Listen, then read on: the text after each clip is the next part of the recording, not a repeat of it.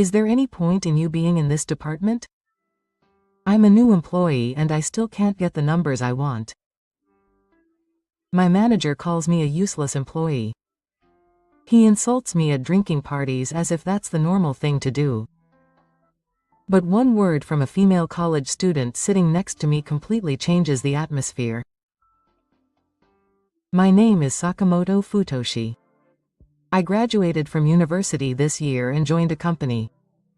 As it's a major company, the training system is solid, and the first 6 months after joining the company were spent on pitching and training. There is a lot to learn, including not only knowledge about medicine, but also about the disease and how to deal with it. And it's not over once you learn it. Medical care is constantly evolving, and knowledge updates are always required. It's a job that involves the lives of patients, so you can't just say you didn't know. After 6 months of training, I'm finally starting to visit hospitals little by little. Today's visit didn't go well at all. I couldn't help but complain on my way home from a visit to a small private hospital. It's just the beginning. Mori-san, a senior by 2 years, is standing next to me and encouraging me. I'm a new employee, but I'm not yet allowed to visit hospitals by myself. New employees are supposed to be paired with a senior employee and visit hospitals together. I explain the medicine to the will and pharmacist, but the senior employee helps me with the parts that I'm lacking. We instantly judge what the other party wants and what information they want, and provide accurate information. That's our job. However, even if we try our best to explain the medicine, they don't agree. It's not easy to get them to choose your company's medicine from among the many contracting companies. Especially for a new employee like me, I want to be nominated by the will like Mr. Mori. To do that, I have to study every day. Also, communication with the will is important. You don't know what will interest the will, so it's better to put your antennae in various places. Mr. Mori is the ace of the sales department and is sometimes nominated by the will. Not only is he knowledgeable about medicines and diseases, but he also has a wide range of topics to talk about and is good at communicating. He is a senior employee I should aim to be like. It's really hard to connect several people. I don't feel like I'll get any results no matter how many times I go. I was feeling a little depressed because I was constantly being rejected, so I went to Mori-san and cried. I visit the hospital every day, but I don't get a good response from anyone. It's pretty mentally draining. I talked to Mori-san with a self-indulgent feeling, thinking that I could vent my frustrations to him. Sakamoto is still a newbie, so you should just keep selling without worrying about the numbers. Do a lot of sales and take foolish steps to gain experience. I couldn't get any contracts at first either. It's the same for Mori-san. There were many times when they wouldn't even listen to what I had to say. But I tried many times with a smile on my face without giving up. Of course, I didn't miss my studies, and I think my enthusiasm was conveyed. It's important not to give up. You can learn from being rejected. So, even if you get rejected now, keep selling with a smile. Mori-san's words encourage me. That's right. Other senior employees encourage me by saying that we still get rejected a lot, so don't worry too much. This is fine for now. When I thought like that, I felt a little relieved and relaxed my shoulders. And I felt positive.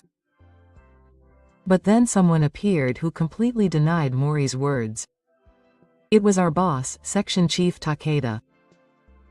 No, I don't want you to work with that kind of attitude. Even if you're a new employee, you're still getting paid, so if you can't produce numbers, you're not fit to be a member of society. It's the same as stealing a salary. The entire sales department fell silent at Section Chief Takeda's harsh words. Of course, I agree with what the section chief said, but Sakamoto has only just finished his training, so let's look forward to what he'll do in the future. Sakamoto is studying hard, isn't he? Mori supported me and helped me. Yes, he's studying hard, haha, don't make me laugh. It's meaningless to be good at studying in this world. If you're in sales, get the numbers. Do sales so that people will use our medicine, no matter what dirty tricks you use. Is Mori also giving proper guidance? Of course. Mori will also get the blame. Well, if you can't get the numbers, you can do some menial tasks.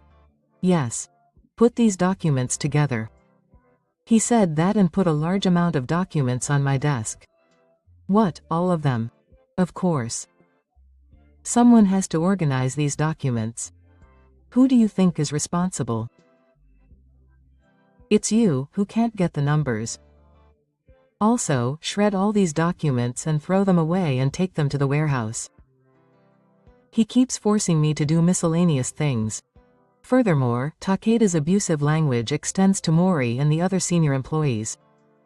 You guys shouldn't be so sweet to new employees. You guys should get more contracts too. What a bunch of scum. He said this with a clear head. The atmosphere in the department is terrible, even though he was just trying to encourage me. However, this is not the first time the atmosphere has become like this. Takeda usually uses abusive language and forces a large amount of work on me. I've thought a few times that this is power harassment, but I'm too scared to say it out loud. I think Mori and the other senior employees probably feel the same way. I haven't checked, but I think so. Even so, as a new employee, I could only follow Section Chief Takeda. Even though I had to visit the hospital, I had to do the chores that were forced upon me, and my overtime increased. I also needed time to study on my days off, and I had no time to rest. My private time was gradually cut down, and I was exhausted. Then, one day, it was officially decided that a large university hospital in the prefecture would use our company's medicine. Well done. Mori-san, who was in charge, was praised by the section chief. A contract with a large hospital will bring considerable profits to the restrictive company. The overjoyed section chief called out to the employees. We have no choice but to celebrate today. Everyone must participate. I noticed that the faces of the senior employees were twisted by his words. Everyone seemed reluctant, but the atmosphere was such that they couldn't go against the section chief. We had no choice but to go to a bar in front of the station with all the employees in the department.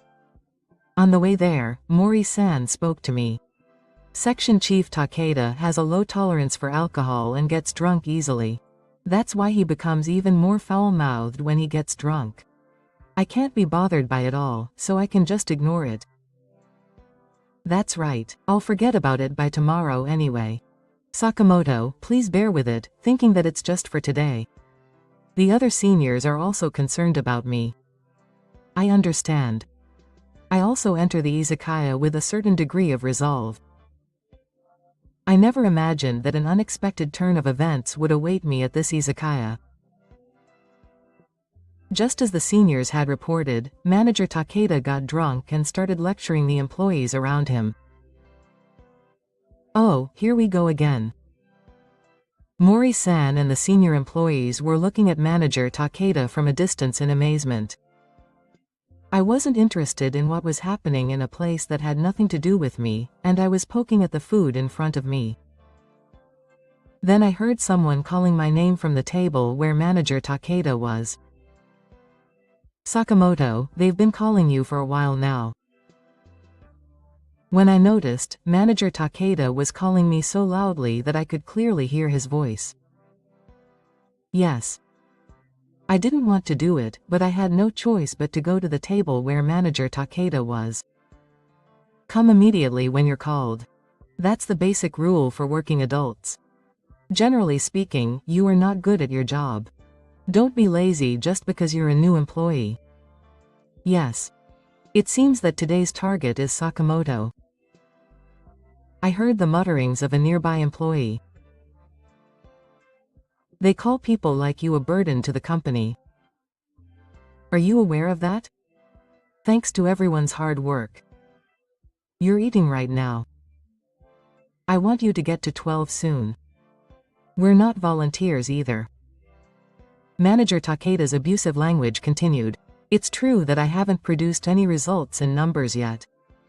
But I'm still a new employee who just finished new employee training.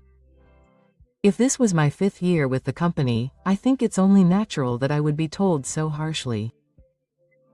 I wondered if I should be told so harshly just after joining the company, but I couldn't argue with Manager Takeda. I just had to listen to Manager Takeda's lecture. As Mr. Mori and the others told me, I had no choice but to endure it for now, so I ignored it. Are you really listening to what people are saying? Why are you even here? Did I call you? Is there any point in being in this department? Halfway through, the comments started to deny even my existence. Mori couldn't stand to see it any longer and stepped in to help. Section Chief, I'm sorry to say this, but it's also thanks to Sakamoto that we were able to get a contract with the university hospital this time. Mori was in charge of this contract, but I was accompanying him to study. The doctor asked for my opinion on the spot, and when I expressed my thoughts, he liked my intentions and we were able to get a contract. However, the section chief didn't believe a word he said. That can't be true. There's no way such a burdensome newbie can be of any use. Don't lie. Not only didn't he believe me, but his abusive language got worse. There's no way Ishii would deal with someone like you. You're on such a different level that you can't even have a conversation. That's why you can't get any numbers. That's not true. Mori tried to intervene, but Section Chief Takeda stopped him. Mori, you stay quiet. I'm preaching to this guy. I want to beat him into a rotten mindset. He turned to me and opened his mouth with a snort. You can't get any numbers even if you go out to sell. Do you know what that means? You just come home with your butt on. If I call it work, then a 2-year-old could do your job. I was so angry when he said that and laughed. Wait a minute. I was so angry that I finally tried to say something back to Manager Takeda. Just then, my hand hit the glass and the sake spilled.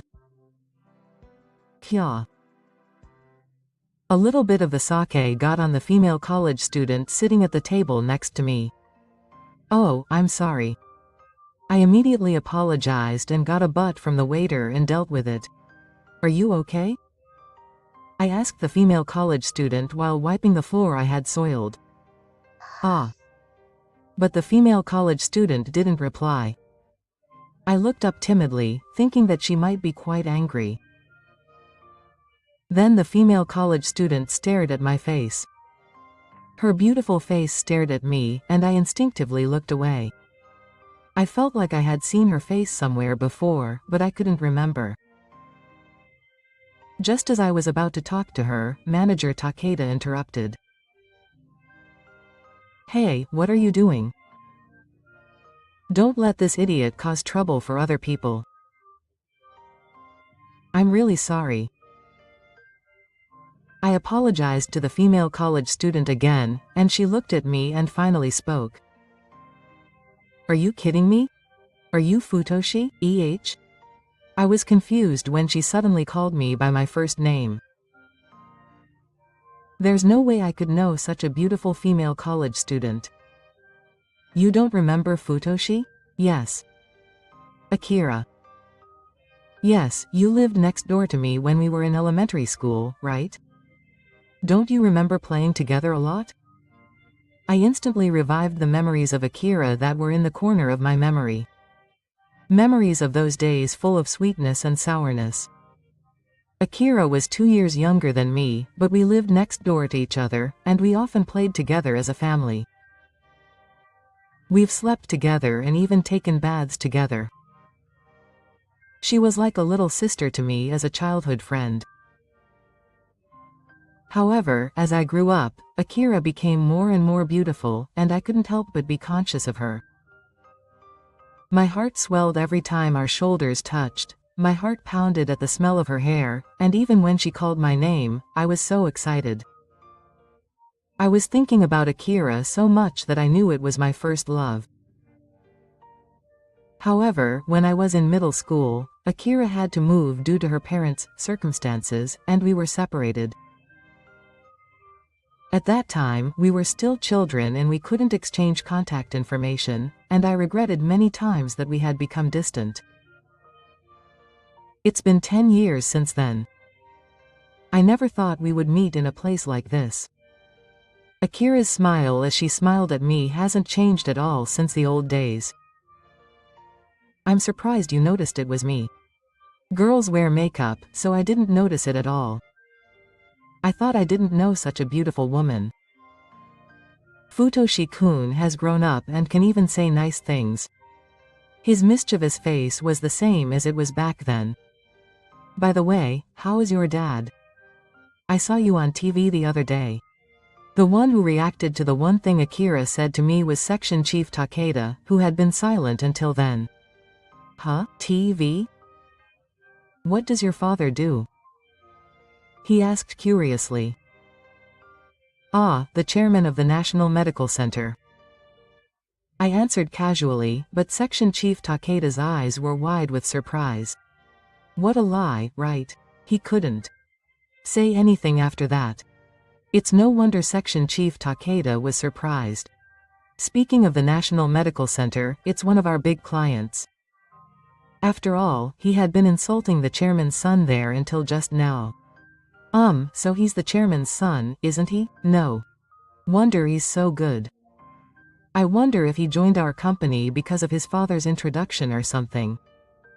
The moment Section Chief Takeda found out that I was the son of the chairman of a big client, he turned his back on me and spoke in a gentle tone. He's probably afraid that I'll tell on my father and lose the contract. I have no intention of doing that. No, I joined this company of my own volition.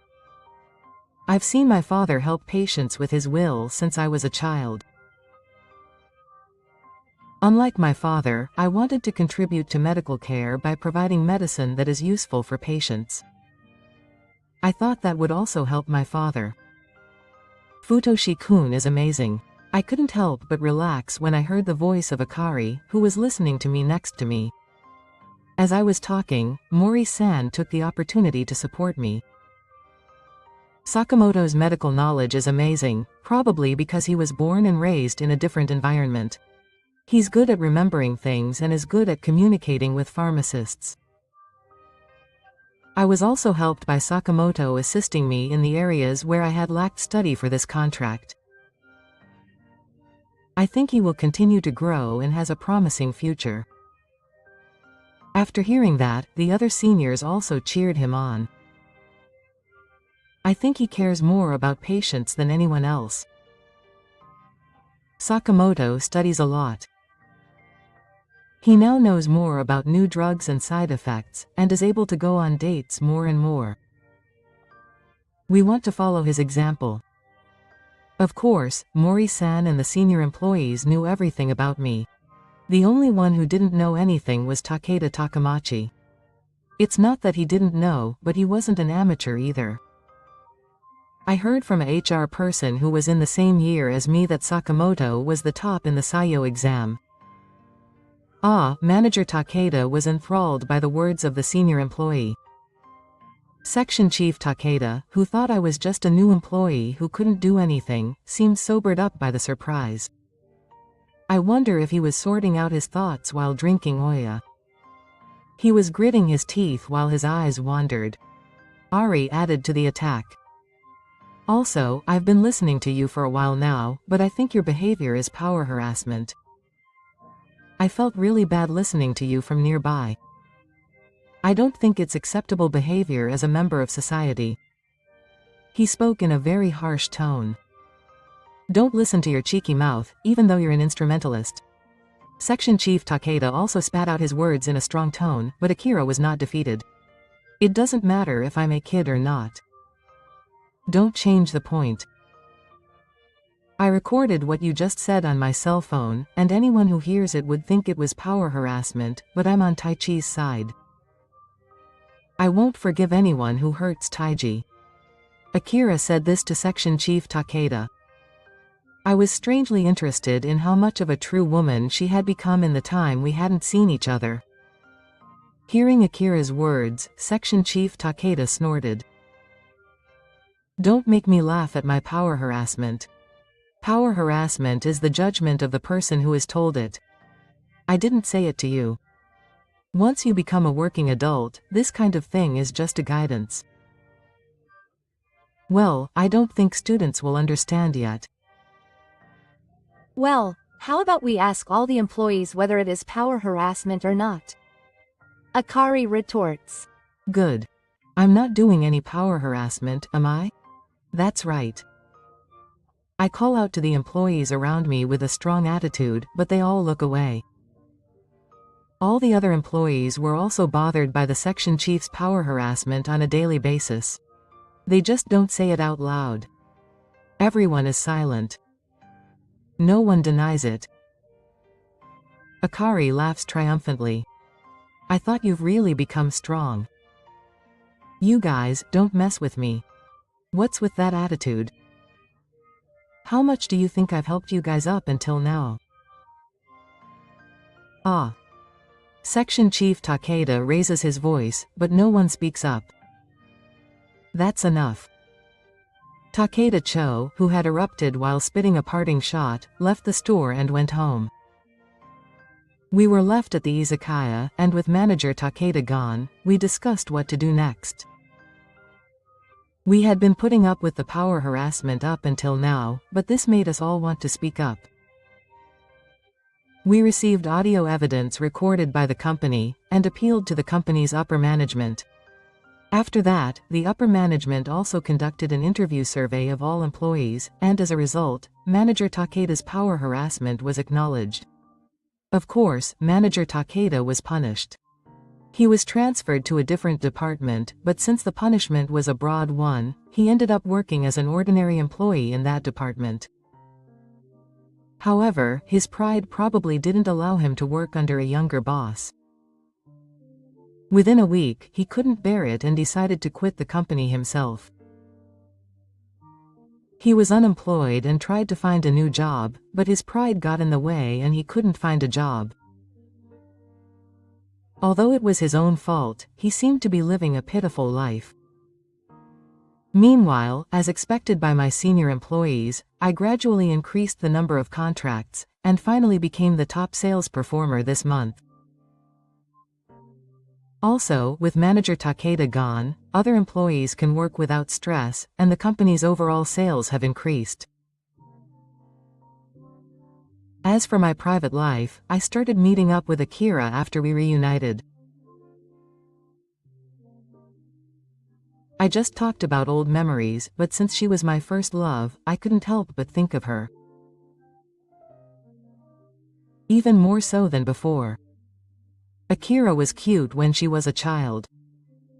But as an adult, Akira is not just cute. She has true strength and is cool. In addition, I felt a slight sexiness, and I was overwhelmed by her charm as a woman. Does Futoshi-kun have a girlfriend? Akira asked a question that made me even more shaken up. Oh, no, right. I waited for Akira's next words, but he was silent after that. That's all? I thought there would be some kind of reaction after that, so I was a little taken aback. However, it was because he asked me this question that I felt I could ask Akira the same thing. Akira, do you have a boyfriend? I was actually nervous, but I was just trying to ask casually. Akari laughs when she sees my face. Your face is bright red. Don't laugh. I've never really been that used to being around women, so even this simple question makes me embarrassed. What are you doing making that face with me, your childhood friend? Akari says, still laughing. It can't be helped. You were my first love. The words came out of my mouth so easily that I was surprised. Seeing Akari's wide-eyed face, I realized that I had blurted out my words. Ah, no, that's not it. I thought that I might be bothering Akari, so I tried to cover it up. Then Akari completely cut me off. It's not? No, it's not.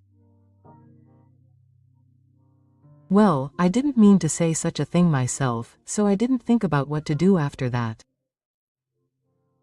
Akari, unable to bear seeing that, gently holds my hand. We felt the same way. Ah, Akari's words stopped my train of thought for a moment. We felt the same way. Does that mean Akari liked me too? My heart started beating faster, and I felt like Akari could hear the sound of my heartbeat. Did Akari like me too? I could only ask in a lame way. Yes. I liked Taiji back then. I moved and we couldn't see each other, but I think I had never forgotten him somewhere in my heart. That's why I was so happy when we met the other day and my heart was beating fast. Taiji has grown up so much that it made my heart pound. Akari looked into my eyes and smiled. I was also excited to see Akari looking so pretty. Even now my heart is beating hard. I get embarrassed and I can't stand it. Does the fact that he's still beating hard mean he's conscious of me? Akari squeezed my hand even tighter. I thought it was fate that I was able to meet Taichi again. We were separated when we were children because of our parents' circumstances, but from now on I want to spend more time with Taichi. Akari looked straight into my eyes and said that. I felt the same way as Hikari. I want to cherish the time I spend with Hikari from now on. So please go out with me. This time, I looked Hikari in the eyes. Hikari opened his mouth with a big smile. Of course. This is where our sweet relationship began. Since then, the two of us have been filling in the gaps of the past 10 years. We have been spending such a rich time together.